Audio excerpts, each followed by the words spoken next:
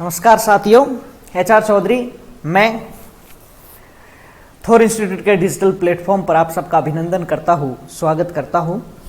Horticulture की अगली class को लेकर मैं आपके बीच में उपस्थित हूँ और आप सब जो भी मुझे देख पा रहे हैं, आप सब लोग सकुशल होंगे, खुश होंगे, मैं ऐसी उम्मीद करता हूँ। और अगर खुश नहीं भी है तो खुश रहने की कोशिश करिएगा, क्योंकि ज़िंदगी में खुश रहना बहुत ज़रूरी होता है।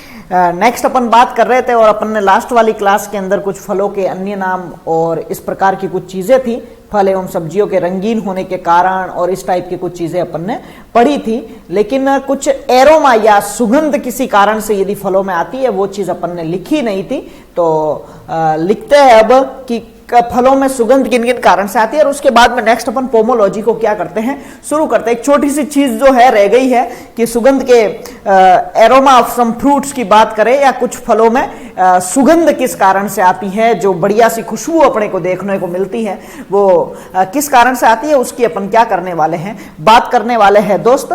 ठीक है, तो नेक्स्ट अपन बात करते हैं, लिखो एरोमा ऑफ सम फ्रूट्स, या अपन बात करते हैं कुछ फलों में सुगंध के कारण। कुछ फलों में सुगंध के कारण, कुछ फलों में सुगंध के कारण बात कर रहे हैं दोस्त, कुछ फलों में सुगंध के कारण की। और जब सुगंध के कारण की बात की जाएगी तो इंपॉर्टेंट चीजें अपने को यहाँ पे 3-4 फ्रूट का याद रखना है, ज्यादा तो याद करना नहीं है, लेकिन कभी कभार बाई चांस एग्जाम के अंदर पूछ ले तो वो चीज क्या होती है, इंपॉर्टेंट होती है। और पहला अपन लिखेंगे इसके अंदर सेब। किसकी बात कर रहे हैं? सेब। ठीक है, और जब सेब की बात कर रहे हैं तो इसको एप्पल कहते हैं अंग्रेजी में, आपको पता है। और यही शीतोष्ण फलों का क्या होता है, राजा होता है दोस्त। और इस एप्पल के लिए बात करें अपन किसकी, तो जो ग्रीन एप्पल होता है, मतलब हरा जो सेब होता है, उसके अंदर जो खुशबू आती है वो आती है हेक्सानल के कारण। किस कारण से आती है? हेक्सानेल के कारण या हेक्सानल के कारण, इसको ऐसे लिखा जाता है, हेक्सानल के कारण। आ गई बात समझ में? क्या आती है इसके अंदर? खुशबू आती है। जो बिल्कुल कच्चा जो सेब होता है, जो ग्रीन कलर का सेब होता है, उसकी अपन क्या करने वाले हैं, बात करने वाले हैं। नेक्स्ट अपन बात करते हैं, तो बात करते हैं पके हुए केले की। तो पके हुए केले के अंदर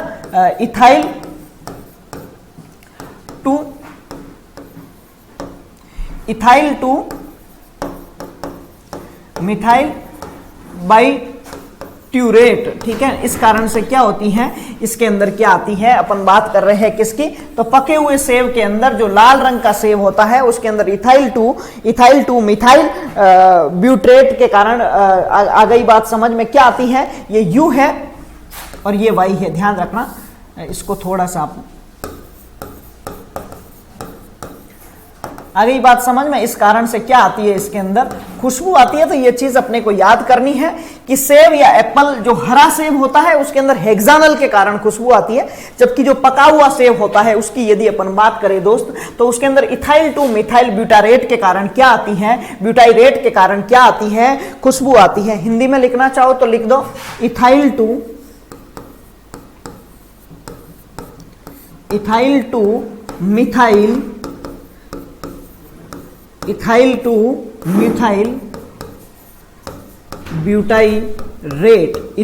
मिथाइल ब्यूटाइरेट की यदि अपन बात करें तो इस कारण से अधिक पके हुए सेब में क्या आती है, खुशबू आती है। तो आपसे पूछ ले, किसके लिए पूछ ले दोस्त, सेब के लिए जब पूछेंगे तो ये आंसर क्या होना चाहिए, आपका राइट होना चाहिए। आ गई बात समझ में? नेक्स्ट अपन आगे बढ़ रहे हैं, तो ये सेब के लिए तो ये चीज हो गई, लेकिन अपन नेक्स्ट अपन बात कर रहे हैं, किसके लिए बात कर रहे हैं, नेक्स्ट दोस्त मैं बात करने वाला हूं किसके लिए, नेक्स्ट अपन लिखेंगे केला। किसकी बात कर रहे हैं? केले की जब अपन बात कर रहे हैं तो जो केला है, जो ग्रीन होता है, या हरे केले में जो खुशबू आती है, अपन बात कर रहे हैं हरा या कच्चे केले के अंदर जो खुशबू आती है वो हेक्सानल के कारण आती है। किस कारण से आती है? हेक्सानल के कारण आती है। आगे ही बात समझ में? बिल्कुल सेम आंसर होगा अपना यहाँ पे भी। किस कारण से आती है? जो केला जो होता है या जो ग्रीन होता है या जो हरा होता है उसके अंदर किस कारण से आती है? हेक्सानल के कारण आती है। नेक्स्ट अपन बात करते हैं किसकी? जो राइप बनाना है, मतलब पका हुआ की बात कर रहे हैं, राइप की बात कर रहे हैं अपन। जो पका हुआ केला है, पका हुआ केला के अंदर आती है यूजिनॉल के कारण। किस कारण से? यूजिनॉल। ये इसकी स्पेलिंग होती है EU JENOL, ठीक है ना। तो यूजिनॉल पढ़ते हैं शायद इसको। तो यूजिनॉल के कारण क्या आती है इसके अंदर, पके हुए केले में। और जब बनाना बहुत ज्यादा पक जाता है, जिसको अपन ओवर राइप कहते हैं, राइप का मतलब पकना होता है, और जब ओवर राइप बनाना होता है मतलब बहुत ज्यादा जब बनाना पक जाता है, तो अधिक पका हुआ केला पढ़ते हैं। कभी थैले के पास अधिक पके हुए केले हो तो बहुत ज्यादा खुशबू आती है। तो जो अधिक पका हुआ जो दोस्त जो केला होता है ना, उसके अंदर खुशबू किस कारण से आती है, तो याद रखना अधिक पके हुए केले के अंदर जो खुशबू आती है वो दोस्त उसके आने का रीजन है आइसोपेंटानील। क्या रीजन है, आइसोपेंटानील के कारण। आ गई बात समझ में, किसके कारण, आइसोपेंटानील के कारण। अधिक पके हुए केले में जो खुशबू आती है वो आइसोपेंटानील के कारण आती है। किस कारण से आती है, आइसोपेंटानील के कारण। अधिक पके हुए केले में खुशबू का कारण आइसोपेंटानील है। कौन है दोस्त, आइसोपेंटानील। क्लियर है यहाँ तक। तो ये आपको आ गई बात समझ में, ओके ठीक है। तो अधिक पके हुए केले में जो खुशबू आ रही है वो किस कारण से आती है, अपने अधिक पके हुए केले के अंदर जो खुशबू आती है वो आइसोपेंटानील के कारण आती है। शायद ये रेड वाला कलर आपको दिख नहीं रहा होगा, इसलिए मैंने चेंज कर दिया है। आप बिल्कुल निश्चिंत रहे और निश्चिंत होकर पढ़े, मजा आने वाला है, ठीक है। तो ये केला भी हो गया और कौन भी हो गया, सेव भी हो गया। नेक्स्ट अपन आगे बढ़ते हैं। तो केले के अंदर और सेव के अंदर अपने को कारणों का क्या चल चुका है, पता चल चुका है। नेक्स्ट लिखे लेमन।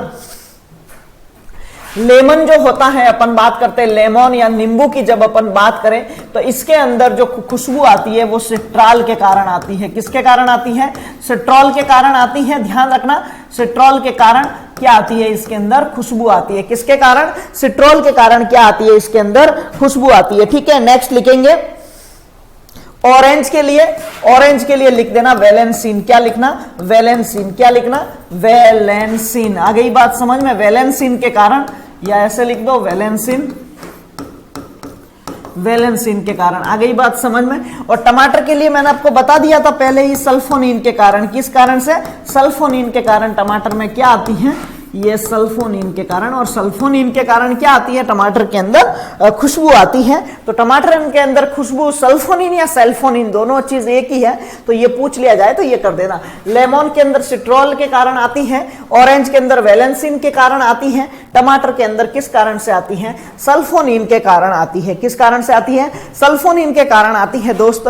तो यहाँ तक जो है अपना जो पके हुए फ्रूट या कच्चे फ्रूट होते हैं उनमें कुछ में सुगंध जो आती है, उन सुगंध के कारणों का यहाँ पे क्या होता है, पूरा होता है। और जनरल हॉर्टिकल्चर के बारे में जो बेसिक सी अपने को जानकारी हॉर्टिकल्चर पढ़ने से पहले होनी चाहिए वो लगभग अपने को हो गई है। अपन ने बहुत सारी चीजों को इसमें पढ़ लिया है। अब अपन शुरू कर रहे हैं पोमोलॉजी को। किसको शुरू कर रहे हैं, पोमोलॉजी से अपन क्या करते हैं, शुरुआत करते हैं। क्या करते हैं, पोमोलॉजी से अपन थोड़ी शुरुआत करते हैं। और अच्छे से अब जो है अपन किस में आए हैं, हॉर्टिकल्चर में टॉपिक वाइज आगे बढ़ने वाले हैं। किस में बढ़ने वाले, चल रहा तो अभी जनरल हॉर्टिकल्चर ही, आगे 2-3 क्लास तक जनरल हॉर्टिकल्चर 3-4 क्लास तक चलेगा, लेकिन उसमें एक टॉपिक वाइज जो अपन पढ़ने वाले हैं। लेकिन कि भाई हॉर्टिकल्चर में इंट्रोड्यूस होने से पहले अपने को कौन कौन सी चीजों का पता होना चाहिए वो अपन ने आपको बता दिया है। नेक्स्ट अपन बात करने वाले हैं आगे पोमोलॉजी की। उससे पहले आपकी आज्ञा हो तो पानी पी लूं।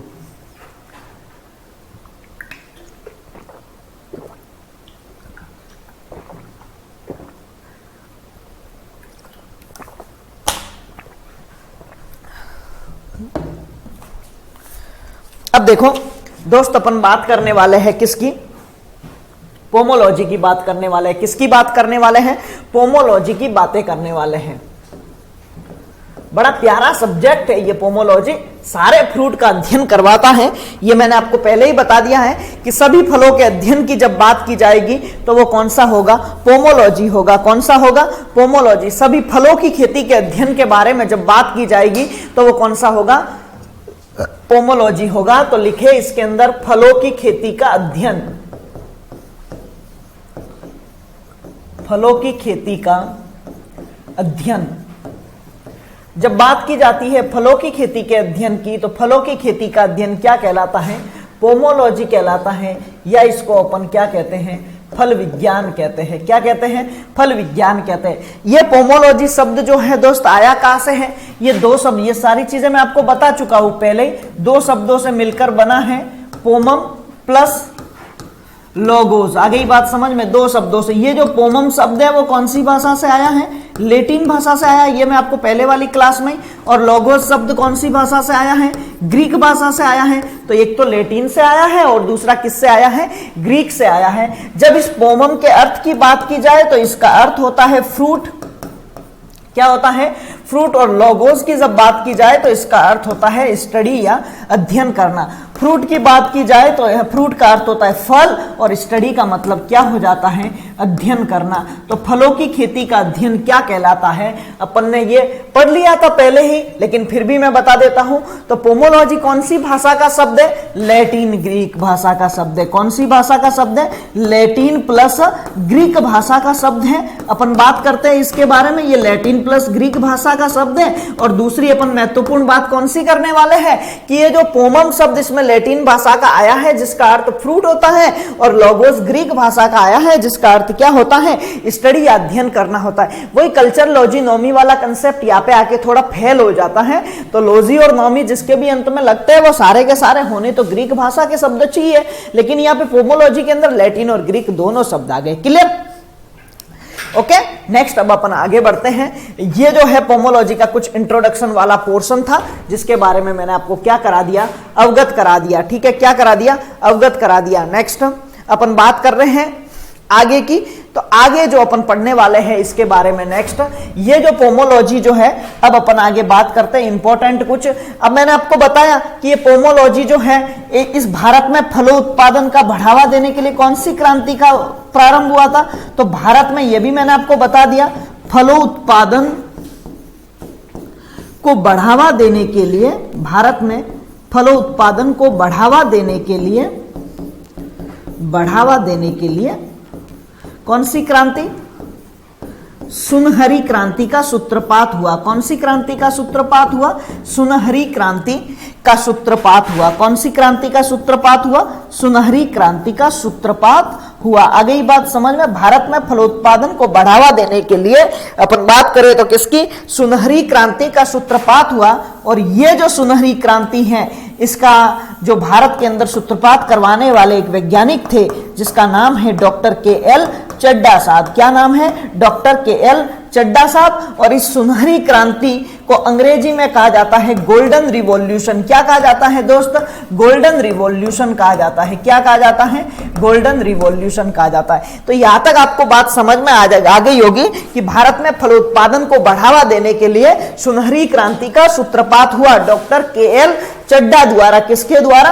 के.एल. चड्ढा द्वारा। आ गई बात समझ में यहां तक? नेक्स्ट अपन बात करते हैं, नेक्स्ट अपन किसकी बात करते हैं आगे। और ये पोमम वाला भी मैंने आपको बता दिया था, ये प्री पीजी के अंदर पूछा गया था 2020 के अंदर कि भाई ये पोमम शब्द जो आया है ये कौन सी भाषा का है? लैटिन भाषा का है। और इसका अर्थ क्या होता है? तो फ्रूट होता है। क्या होता है? फ्रूट होता है। ये किसमें पूछा गया था? अभी जेट पीजी का जो एग्जाम हुआ था पिछली बार, एग्रीकल्चर यूनिवर्सिटी कोटा ने लिया था जिस एग्जाम को, उस एग्जाम के अंदर ये क्वेश्चन पूछा जा चुका है। ठीक है, नेक्स्ट अपन बात कर रहे हैं किसकी? तो भारत में फलोत्पादन को बढ़ावा देने के लिए सुनहरी क्रांति का सूत्रपात हुआ। और इस सुनहरी क्रांति का सूत्रपात किसने किया था? Doctor KL. चड्ढा साहब ने किया था। किसने किया था? Doctor KL. चड्ढा साहब ने किया था। अब देखो आगे बढ़ते हैं। अब देखो थोड़ी बहुत इसकी हिस्ट्री के बारे में जान लेते हैं कि फलोत्पादन का जो है वो अपन कहाँ का जिक्र हो रखा है। तो अपने एक तुलसीदास जी हुए जिसका नाम सबने सुना होगा, और उन्होंने एक रचना लिखी थी जिसका नाम है रामचरितमानस। भारत का एक महानतम पवित्र ग्रंथों में उसकी गणना की जाती है, और उस ग्रंथ का नाम क्या है? रामचरितमानस। क्या नाम है? रामचरितमानस। किसने लिखा दोस्त? तुलसीदास जी ने लिखा। किसने लिखा? तुलसीदास जी। तो तुलसीदास जी द्वारा लिखित, तुलसीदास जी द्वारा रचित की बात कर रहे हैं। रचना किसने की थी रामचरितमानस की? तुलसीदास जी ने। इसके अंदर सबसे पहले फलोत्पादन के ऊपर जिक्र किया गया। तो पूछ ले कि सर सबसे पहले फलों के ऊपर, फलों के उत्पादन के ऊपर चर्चा किसने की थी? तो किसने की थी? ये रामचरितमानस के अंदर की थी। और किसने की थी? ये तुलसीदास जी ने। फलों के महत्व के बारे में सबसे पहले किसने लिखा है? स्वामी तुलसीदास जी ने लिखा है रामचरितमानस के अंदर। किसके अंदर? रामचरितमानस के अंदर। ठीक है, एक महान अकबर जो हुआ है, अपना जो बात करें, एक मुगल शासक हुआ है, और मुगल शासक का नाम है अकबर। क्या नाम है? अकबर। आ गई बात समझ में। ये जो मुगल शासक था इसका नाम है अकबर, और इसने कहां पे, अकबर की जब अपन बात करें तो बिहार में दरभंगा के पास, कहां पे, बिहार में दरभंगा के पास इसने 1 लाख आम के पौधे लगाए थे। दरभंगा के पास कितने पौधे लगाए थे? 1 लाख आम के पौधे लगाए थे। 1 लाख आम के पौधे लगाए। किसने लगाए? 1 लाख आम के पौधे, 1 लाख आम के पौधे लगाए। और किसने लगाए थे? ये अपन बात करते हैं तो मुगल शासक अकबर ने लगाए थे। बिहार में दरभंगा के पास 1 लाख पौधे जो है वो किसने लगाए थे, पूछ लिया जाए तो किसने लगाए थे? मुगल शासक ने, अकबर ने लगाए थे। ठीक है, नेक्स्ट उसके बाद में ऐसे करते करते आया था सन 1971, भारत के अंदर 3 पंचवर्षीय योजना, भारत के अंदर योजना आयोग की शुरुआत हुई। और योजना आयोग शुरू हुआ तो योजना के अंदर पंचवर्षीय योजनाओं को क्या किया गया? प्रारंभ किया गया। क्या किया गया? प्रारंभ किया गया। प्रथम जो 3 पंचवर्षीय योजना थी, देश को खाद्यान्न के क्षेत्र में आत्मनिर्भर बनाने की जरूरत थी। अपन बात करें तो अपने पास खाने को कुछ नहीं था और मूलभूत सुविधाओं की जरूरत थी।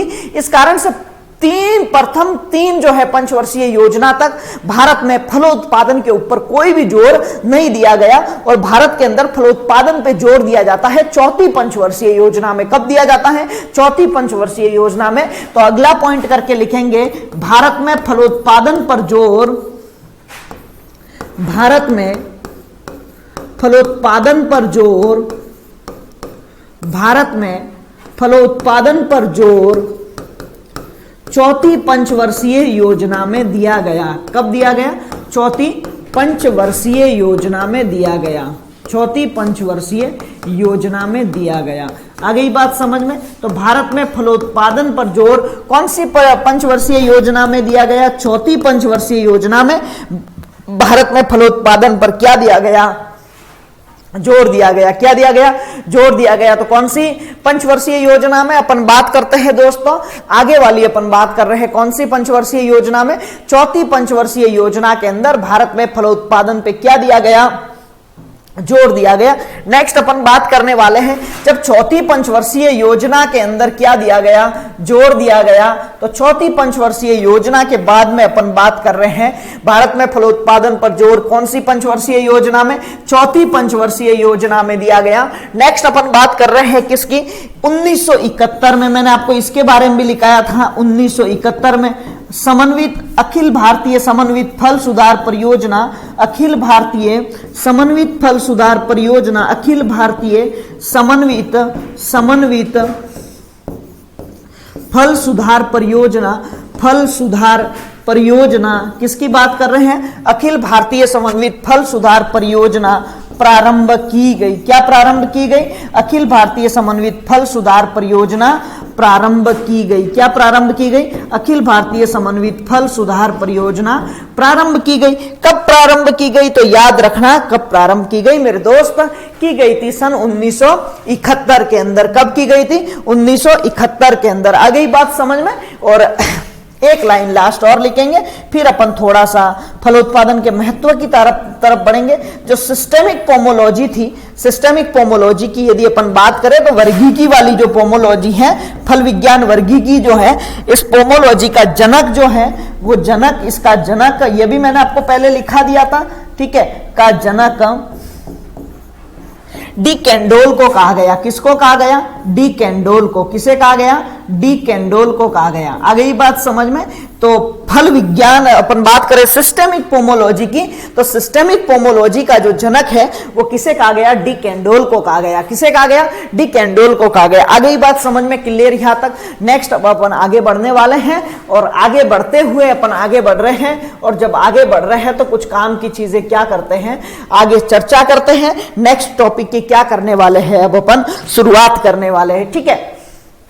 अब जो अपन जिस टॉपिक के बारे में चर्चा करने वाले हैं, इस टॉपिक से एक न एक क्वेश्चन कंपटीशन के अंदर बनने की संभावना 99% रहती है। लगभग 100% पूछे जाने की संभावना रहती है। 99%, 99% मैं कह रहा हूं कि इसमें से एक क्वेश्चन जेईटी हो, प्री पीजी हो, जेआरएफ हो, आईसीआर हो, बीएचयू हो, असिस्टेंट एग्रीकल्चर ऑफिसर हो, एग्रीकल्चर सुपरवाइजर हो, या एग्रीकल्चर ऑफिसर का एग्जाम हो, एग्रीकल्चर फील्ड ऑफिसर का एग्जाम हो, या यूपीएससी का जो एग्रीकल्चर का एग्जाम हो, वो सारे के सारे एग्जाम के अंदर यहाँ से एक क्वेश्चन पूछने की प्रोबेबिलिटी, संभावना की बात करें तो वो रहती ही रहती है। आ गई बात समझ में?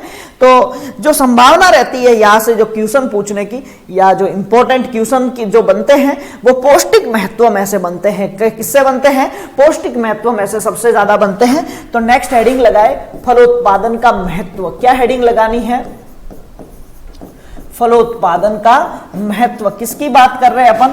फलोत्पादन के महत्व की बात कर रहे हैं। किसकी बात कर रहे हैं अपन? फलोत्पादन के महत्व की बात कर रहे हैं। ठीक है, किसकी बात कर रहे हैं? फलोत्पादन के महत्व की बात कर रहे हैं। क्लियर? आ गई बात समझ में? तो अब अपन बात करते हैं किसकी? फलोत्पादन के महत्व की बात करने वाले हैं। यहाँ पे फलोत्पादन का महत्व कहाँ है? तो फलोत्पादन का बहुत महत्व है और पहला महत्व आता है पौष्टिक महत्व। कौन सा महत्व आएगा? पहला महत्व। इसके अंदर पौष्टिक महत्व के बारे में पढ़ेंगे अपन। सबसे जो पहला महत्व है वो कौन सा है? पौष्टिक महत्व। ठीक है, दूसरा जो इसका इंपॉर्टेंट महत्व है वो है औषधीय महत्व। कौन सा महत्व है? औषधीय महत्व। कौन सा महत्व है? औषधीय महत्व। तीसरा जो इसका इंपॉर्टेंट महत्व है वो किसमें है? आ गई बात समझ में? आर्थिक महत्व। किसमें? आर्थिक महत्व भी है इसका।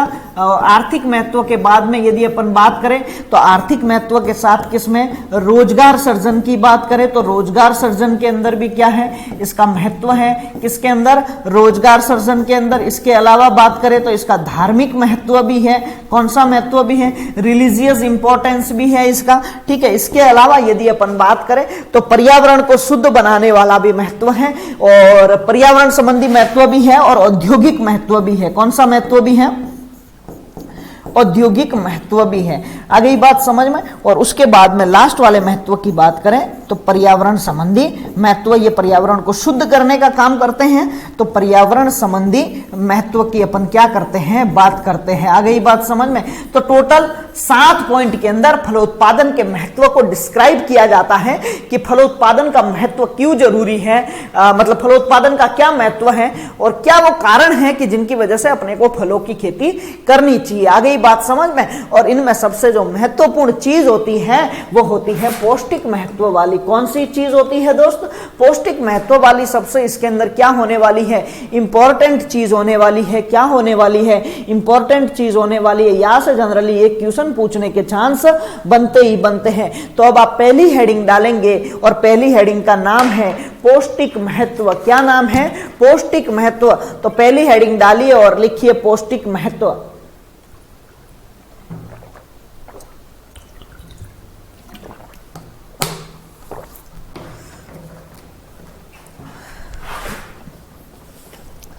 पहली हेडिंग डालिए और लिखिए अब पौष्टिक महत्व। किसकी बात कर रहे हैं? अब अपन पौष्टिक महत्व की बात कर रहे हैं। किसकी बात कर रहे हैं? पौष्टिक महत्व की बात कर रहे हैं या न्यूट्रिशनल इंपॉर्टेंस की अपन क्या करने वाले हैं? यहाँ पे बात करने वाले हैं कि पोषण के अंदर, आ गई बात समझ में, फलोत्पादन का क्या महत्व है। किसकी बात कर रहे हैं अपन? फलोत्पादन का पोषण के अंदर क्या महत्व है। तो इंपॉर्टेंट चीज होती है कि अपने जितने भी फल होते हैं वो उत्तम सोर्स होते हैं किसके? एंटीऑक्सीडेंट्स। लिखो एक लाइन।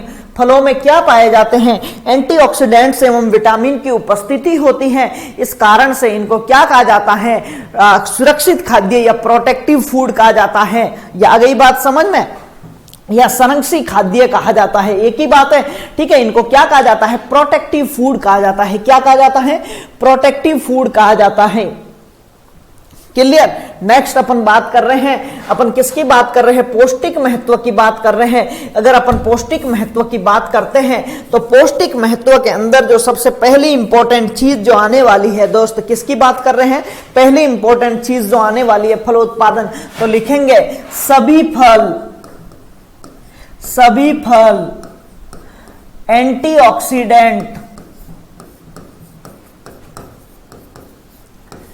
एंटीऑक्सीडेंट्स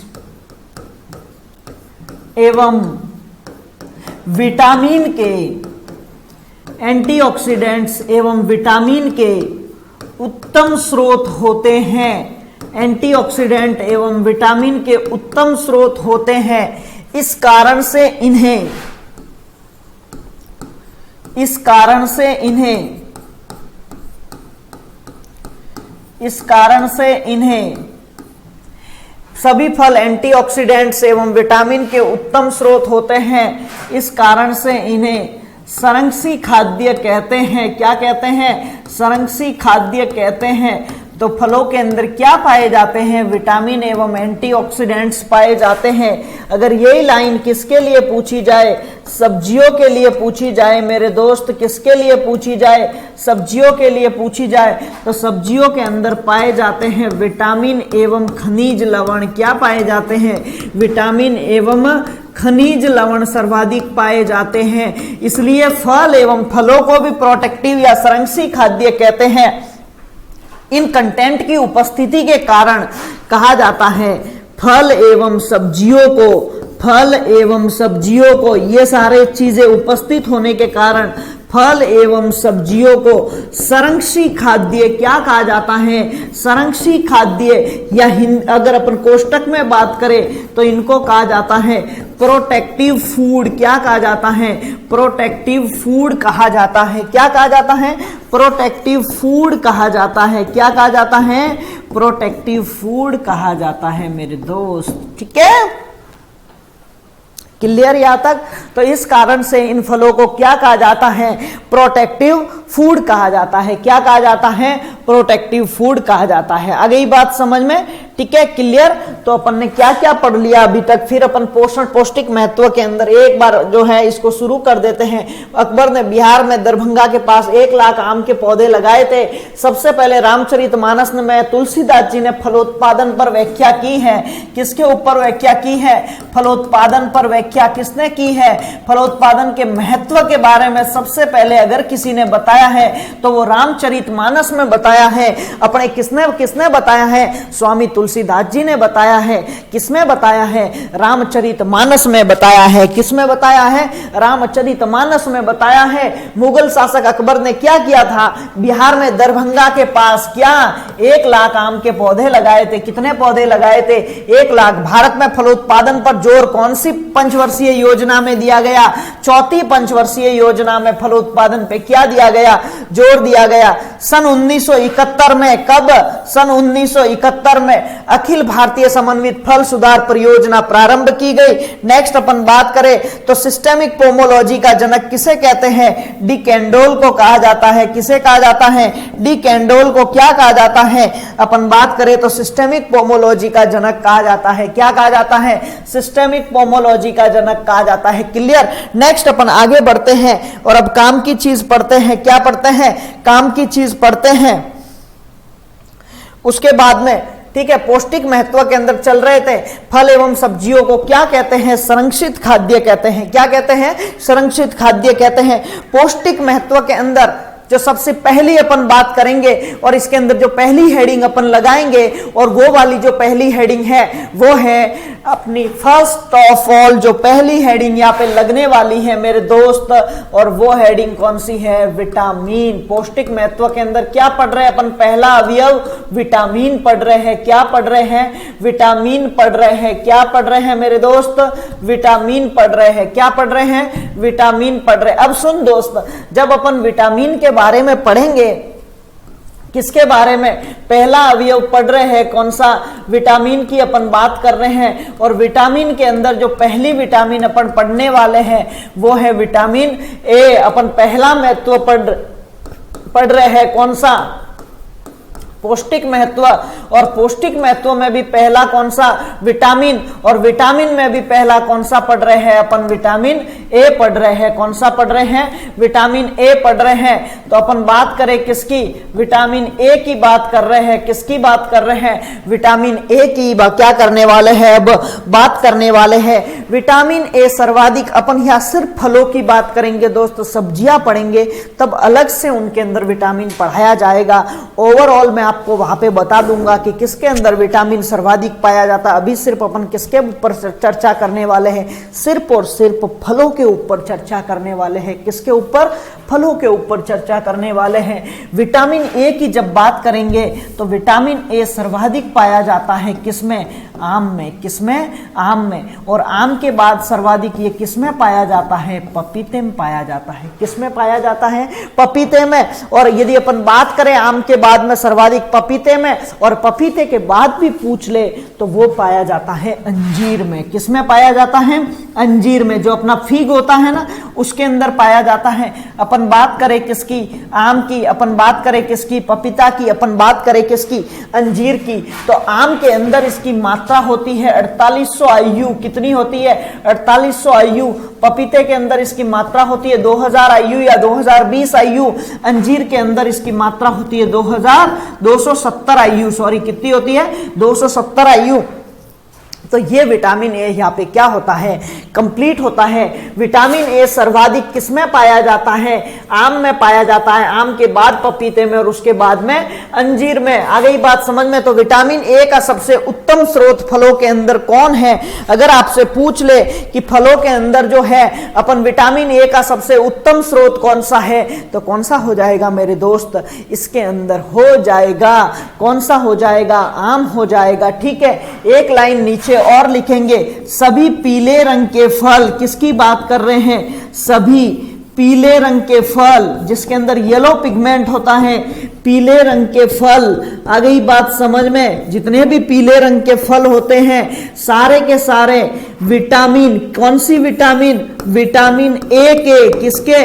विटामिन ए के उत्तम स्रोत होते हैं। विटामिन ए के उत्तम स्रोत होते हैं। क्लियर? आ गई बात समझ में?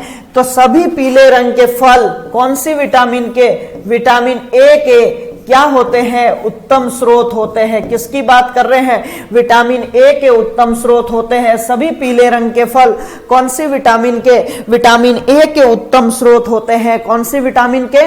विटामिन ए के उत्तम स्रोत होते हैं। सभी के सभी पीले रंग के जो फ्रूट होते हैं वो कौन सी विटामिन के उत्तम स्रोत होते हैं? विटामिन ए के उत्तम स्रोत होते हैं। सर्वाधिक विटामिन ए की बात करें तो वो किसमें पाया जाता है? आम में पाया जाता है। किसमें पाया जाता है दोस्त? आम में पाया जाता है। नेक्स्ट अब अपन बात करने वाले हैं विटामिन बी की। किसकी बात कर रहे हैं अब? विटामिन बी की। और विटामिन बी की जब बात की जाएगी तो विटामिन बी अगर सीधा पूछ लिया जाए तो अपने को याद रखना है केला, और केला के बाद किसमें पाया जाता है? पपीता में पाया जाता है। किसमें पाया जाता है? पपीता में पाया जाता है। किसकी बात कर रहे हैं अपन? किसकी बात कर रहे हैं अपन? अपन दोस्त बात कर रहे हैं किसकी? अपन बात कर रहे हैं किसकी? विटामिन बी की। विटामिन बी कॉम्प्लेक्स की बात कर रहा हूं यहाँ पे मैं। विटामिन B1 या B2 की बात नहीं कर रहा हूं, वो आगे आएगी।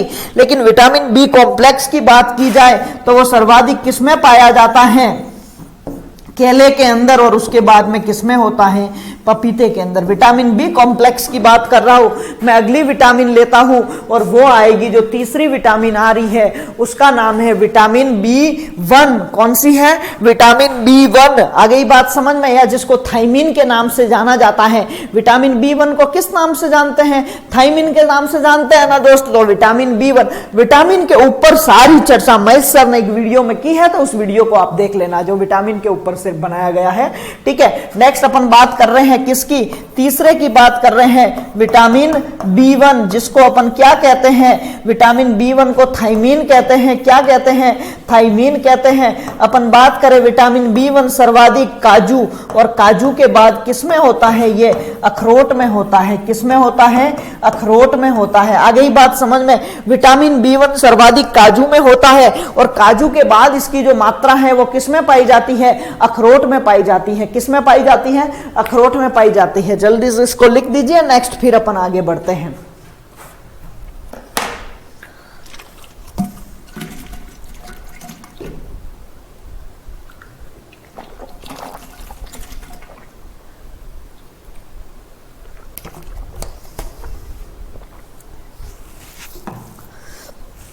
नेक्स्ट अपन बात कर रहे हैं किसकी?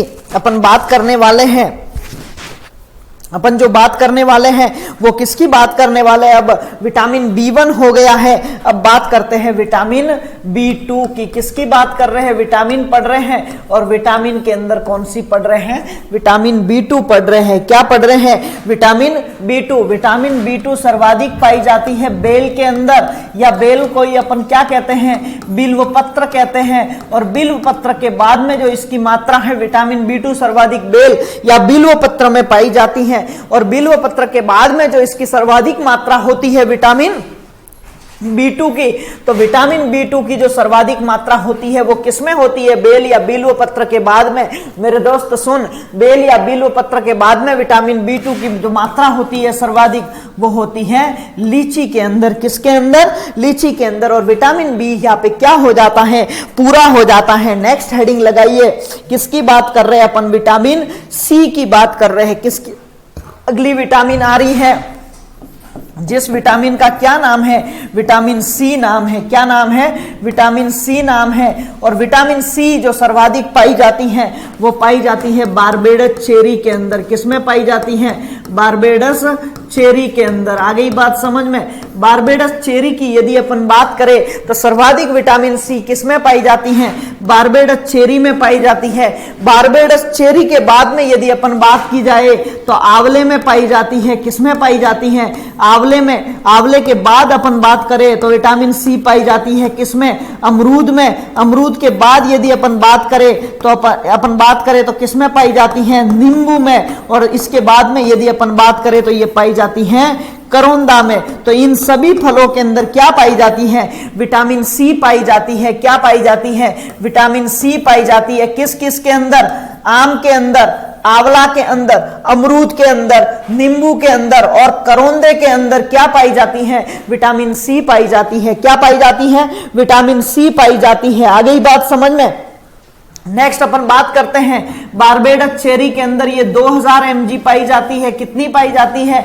2000 mg या 1400 IU, या इसको कहते हैं रेंज में आता है 1000 से 4000 IU। आ गई बात समझ में? तो ये इतनी क्या पाई जाती है? बारबेडस चेरी के अंदर विटामिन सी पाई जाती है। 2000 mg पर 100 ग्राम के अंदर होती है। आंवला के अंदर बात करें तो ये 600 mg होती है। कितनी होती है? 600 mg आंवले के अंदर क्या होती है? अपन बात कर रहे हैं विटामिन सी होती है। अमरूद के अंदर बात करें तो ये 299 mg होती है। कितनी होती है? 299। तो ये सारे के सारे विटामिन सी के उत्तम सोर्स है सर्वाधिक बारबेडस चेरी में। और यही पिछले सुपरवाइजर का क्वेश्चन था। किसका क्वेश्चन था? सुपरवाइजर का क्या क्वेश्चन था कि निम्न में से सर्वाधिक विटामिन सी, अपन बात करें सर्वाधिक विटामिन सी की कौन सी फसल में पाई जाती है, कौन से फल में पाई जाती है? वहां पे ऑप्शन था बारबेडस चेरी। तो विटामिन सी की जब दोस्त बात की जाएगी तो सर्वाधिक विटामिन सी जो है वो किसमें पाई जाती है? बारबेडस चेरी में पाई जाती है। किसमें पाई जाती है? बारबेडस चेरी में पाई जाती है। क्लियर है यहां तक? नेक्स्ट अब आगे बढ़ते हैं।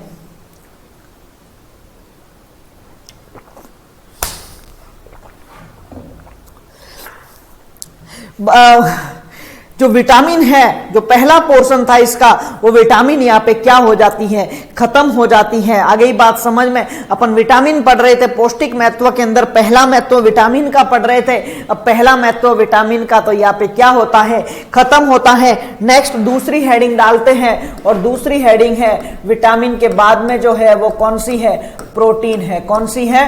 प्रोटीन है। आ गई बात समझ में? तो विटामिन की बात करें अपन, किसकी बात करें? विटामिन खत्म हो गई, अब किसकी बात कर रहे हैं? प्रोटीन की बात कर रहे हैं दोस्त। किसकी बात कर रहे हैं? प्रोटीन। और प्रोटीन सर्वाधिक किसमें पाई जाती है? काजू में पाई जाती है दोस्त। किसमें पाई जाती है?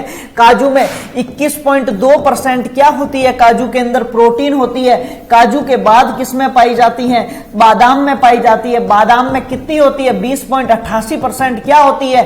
प्रोटीन होती है। क्या होती है? 20.88% प्रोटीन होती है। क्या होती है? 20.88% प्रोटीन होता है। नेक्स्ट लिखे, प्रोटीन के बाद में जो तीसरी प्रोटीन जो होती है, सर्वाधिक प्रोटीन वाला जो फल वृक्ष होता है तीसरे नंबर पे, वो अखरोट होता है। अखरोट में 15.6% पाई जाती है। कितनी पाई जाती है? 15.6% पाई जाती है। इसके अलावा अनार में भी होती है, खजूर में भी अच्छी खासी प्रोटीन होती है, लगभग 3% के आसपास। अमरूद में 1.5% के आसपास और केले में 1.3% के आसपास होती है। ठीक है, आ गई बात समझ में? किसकी बात कर रहे हैं अपन? काजू हो गया, बादाम हो गया, गया और अखरोट हो गया, ठीक है। खजूर के अंदर बात करें तो 3% के समथिंग होती है। अमरूद किसके अंदर बात करें अपन, अनार के अंदर 1.6%, अमरूद के अंदर 1.5% तक प्रोटीन होती है। आगे ही बात समझ में। और लास्ट कौन सा आता है, केला, जिसके अंदर 1.3% क्या होती है, प्रोटीन होती है। लेकिन सर्वाधिक की बात की जाए तो किसमें होती है, काजू में होती है, ठीक है। और अपने अन्य फलों में लिख देना खजूर। जब ये ऑप्शन में आ जाए ना, आम, केला और इस प्रकार के ऑप्शन आ जाए तो खजूर कर देना। क्या कर देना है अपने को, खजूर कर देना है। आगे ही बात समझ में। खजूर में 3.0% क्या होती है, प्रोटीन होती है। क्या होती है, 3.0% क्या होने वाली है, खजूर के अंदर प्रोटीन होती है। क्या होती है, प्रोटीन होती है। और प्रोटीन वाला कंसेप्ट भी यहाँ पे क्या होता है, खत्म होता है। लिख दीजिए, सर्वाधिक प्रोटीन किसमें पाई जाती है, काजू में पाई जाती है। उसके बाद में बादाम में होती है, उसके बाद में अखरोट में होती है। यदि अपन सामान्य फलों की बात करें, ड्राई फ्रूट को छोड़कर, तो सामान्य फ्रूट के अंदर खजूर में पाई जाती है 3.0%, 1.6% अमरूद में होती है, 1.3% अनार में होती है, ठीक है। 1.5% सॉरी अमरूद में होती है, 1.6% किसमें होती है, अनार में होती है। और 1.3% किसमें होती है, केले के अंदर होती है। क्या होती है, प्रोटीन होती है। लेकिन अपने से प्रश्न यही से जनरली पूछा जाएगा। इसके अलावा खजूर से पूछने की संभावना रहती है। खजूर में कितने होते हैं, 3.0% क्या पाई जाती है, प्रोटीन पाई जाती है। क्या पाई जाती है, प्रोटीन पाई जाती है। क्लियर है यहां तक। नेक्स्ट अब आगे बढ़ते हैं। अपन किसकी बात कर रहे हैं, जब प्रोटीन हो गई तो प्रोटीन के बाद में तीसरा कंटेंट आएगा दोस्त। और तीसरे कंटेंट का नाम क्या है, वसा। क्या नाम है तीसरे कंटेंट का नाम, वसा है। वसा के अंदर यदि अपन बात करें तो सर्वाधिक वसा किसमें पाई जाती है, अखरोट में पाई जाती है। किसमें पाई जाती है, अखरोट में पाई जाती है। अखरोट के बाद पूछ लिया जाए तो बादाम में पाई जाती है। किसमें पाई जाती है, सर्वाधिक वसा की बात करें तो अखरोट में पाई जाती है। अखरोट के बाद में किसमें पाई जाती है, बादाम में पाई जाती है। बादाम के बाद में पूछ ले तो काजू में पाई जाती है। किसमें पाई जाती है, काजू के अंदर मात्र 4% क्या होती है, फैट पाई जाती है। आ गई बात समझ में। अखरोट में जब अपन बात करेंगे तो 64.5% मतलब 64.5% क्या होती है, फैट होती है। जब अपन बादाम की बात करेंगे दोस्त, किसकी बात करेंगे, बादाम की बात करेंगे तो 59.8% मतलब 59.8 मतलब 60% के लगभग क्या होती है, इसके अंदर पाई जाती है फैट। और काजू के अंदर बात करेंगे तो ये कितनी होती है, 4% होती है। तो फैट भी यहाँ पे क्या होती है, कंप्लीट होती है। निम्न में से सर्वाधिक वसा वाला क्या बात कर रहे हैं, सर्वाधिक वसा वाला। सर्वाधिक वसा वालों की यदि अपन बात करें तो सर्वाधिक वसा की जब अपन बात करेंगे तो वो पाई जाती है अखरोट में। किसमें पाई जाती है, अखरोट में 64-64.5% के आसपास। उसके बाद में अखरोट के बाद बादाम में होती है लगभग 60% के आसपास। और उसके बाद में काजू में कितनी पाई जाती है, 4% फैट पाई जाती है। कितनी पाई जाती है, 4% फैट पाई जाती है, ठीक है। नेक्स्ट, इसी के साथ फैट वाला कंसेप्ट भी क्या होता है, क्लियर होता है। तीसरा वसा भी हो गया। अब अपन चौथा बात कर रहे हैं किसकी, कार्बोहाइड्रेट की। किसकी बात कर रहे हैं दोस्त, कार्बोहाइड्रेट की। अब अपन किसकी बात करने वाले हैं, कार्बोहाइड्रेट की बात करने वाले हैं। किसकी बात करने वाले हैं, कार्बोहाइड्रेट की बात करने वाले हैं। और जब कार्बोहाइड्रेट की अपन बात करेंगे, किसकी बात करेंगे, कार्बोहाइड्रेट की अपन बात करेंगे तो यदि अपन सूखे फलों में बात करें तो सूखे फलों के अंदर जो कार्बोहाइड्रेट सर्वाधिक होता है वो रेजिन में होता है। किसमें होता है, रेजिन में होता है। अभी बताऊंगा कि रेजिन क्या होता है। रेजिन के बाद में यदि अपन कार्बोहाइड्रेट की बात करें, किसके बाद में, रेजिन के बाद में तो वो होता है एप्रीकोट के अंदर। किसके अंदर, एक फ्रूट होता है जिसका नाम है एप्रीकोट। एप्रीकोट के बाद में यदि अपन बात करें तो खजूर के अंदर जो पिंड खजूर होता है वो वाला। और उसके बाद में यदि अपन बात करें कि खजूर के बाद में फैट किसमें होती है, तो जो करोंदा सूखा होता है, ड्राई किया हुआ जो करोंदा होता है, सुखाया हुआ करोंदा, उसके अंदर फैट कार्बोहाइड्रेट होता है। और करोंदे के बाद बात की जाती है तो केला। आ गई बात समझ में। अब रेजिन का मतलब होता है डिहाइड्रेटेड ग्रेप्स, मतलब ऐसे अंगूर जिसमें से पानी निकाल दिया जाता है, नमी की मात्रा सारी निकाल दी जाती है। तो ये साइड प्रोडक्ट है किसका, ग्रेप्स का। तो लिख दीजिए कोष्टक में डिहाइड्रेटेड ग्रेप्स। और इसको क्या कहा जाता है, रेजिन कहा जाता है। क्या कहा जाता है, रेजिन कहा जाता है। और इस रेजिन के अंदर जब अपन बात करेंगे तो इस रेजिन के अंदर लगभग अपन बात करें कार्बोहाइड्रेट कितना पाया जाता है तो 77.3% के आसपास इसमें क्या पाया जाता है, कार्बोहाइड्रेट पाया जाता है। क्या पाया जाता है, कार्बोहाइड्रेट पाया जाता है। नेक्स्ट अपन बात करें किसके अंदर, एप्रीकोट के अंदर 72% के आसपास क्या होता है, एप्रीकोट के अंदर ये अपन बात करें तो 72% के आसपास कार्बोहाइड्रेट होता है। 67.8% के लगभग या 67% के आसपास यदि अपन बात करें, किसकी बात कर रहे हैं अपन, 67.8% खजूर, जो अपना पिंड खजूर होता है, कौन सा खजूर कोष्टक में लिखना है, पिंड खजूर जो होता है उसके अंदर करौंदा कौन सा वाला, ड्राई वाला जो सूखा करौंदा होता है उसके अंदर बात करें तो उसके अंदर भी 67.1% कार्बोहाइड्रेट होता है। नेक्स्ट अपन बात करने वाले हैं किसकी, केला की। केला में कार्बोहाइड्रेट होता है 36.40%। कितना होता है, 36.40% केले में क्या होता है, कार्बोहाइड्रेट होता है। क्या होता है, कार्बोहाइड्रेट। लेकिन कहीं पे आप 27% भी पढ़ते हो, वो भी गलत नहीं है। इसके अंदर शर्करा की मात्रा, जो इन्वर्टेड शुगर होती है उसकी मात्रा तो 27% होती है, लेकिन कार्बोहाइड्रेट की मात्रा कितनी होती है, कितनी होती है। अब अपन बात करें तो इसके अंदर कार्बोहाइड्रेट की मात्रा 36.40 होती है। ये केला ही यहाँ पे सबसे इंपॉर्टेंट है, कार्बोहाइड्रेट की मात्रा इसी की पूछते, बाकी सारे के सारे सूखे फल है। लेकिन ताजा खाए जाने वाले फलों के अंदर जो अपन ताजे फल खाते हैं उसके अंदर सर्वाधिक कार्बोहाइड्रेट केले में पाया जाता है। करौंदा को सूखा होगा उसमें कार्बोहाइड्रेट दूर होगा। खजूर जो पिंड होता है उसके अंदर अधिक होगा। एप्रीकोट एक ड्राई फ्रूट है। रेजिन की बात करें तो डिहाइड्रेटेड ग्रेप्स है। आ गई बात समझ में, यह भी एक साइड प्रोडक्ट हो गया। लेकिन ताजा खाए जाने वाले फलों के अंदर सर्वाधिक कार्बोहाइड्रेट पूछ लिया जाए तो केले के अंदर होता है, कितना होता है, 36.40%। और इसके अंदर इन्वर्टेड शुगर की यदि अपन बात करेंगे, शर्करा की जब बात की जाएगी तो केले के अंदर 27% क्या पाई जाती है, शर्करा पाई जाती है। क्या पाई जाती है, शर्करा पाई जाती है। तो मेरे हिसाब से यहां तक आपके क्लियर हो गया होगा, ठीक है। उसके बाद में वसाबी कंप्लीट हो गई। नेक्स्ट लिखे अपन बात करते हैं किसकी, रेशा की बात करते हैं।